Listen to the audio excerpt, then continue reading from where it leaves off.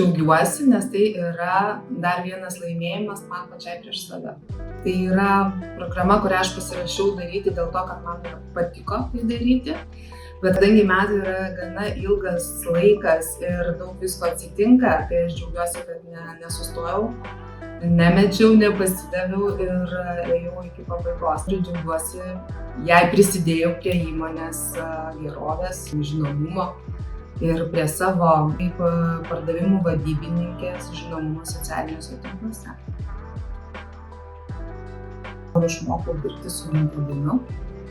Įveikiau savo baimės rašyti postus, atsirado kūrybiškumą, pagerėjo mano savidisciplina ir išmokau sudėlioti taip, kad viską suspėti laiku. Sužinojau daug iniciatyvų apie kompaniją, prisiliečiau prie savanorystės, kas mane tikrai labai sužavėjo ir labai palietė kaip žmogų.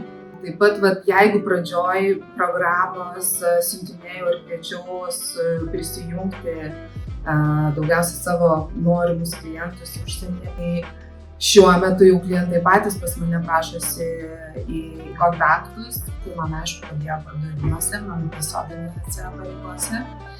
Ir sudalyvavau daug įmonės renginių, kur teko ir pravesti, ir susipažinti, ir pažinti kolegas. Aš labai motyvuočiau visus prisijungti prie jų kompanijų ambasadorių klubo, jeigu jų vertybės ir įmonės vertybės sutampa, nes apie tai tikrai reikia komunikuoti ir didinti žinomumą. Ir man labai patiko vienas moto, kurį aš perskaičiau ir man tiesiog jisai užsifiksavo galvoje: bijau, bet darau. Tai jeigu tik tai baimė stabdo prisijungti prie tos programos, tai reikia tiesiog eiti ir daryti.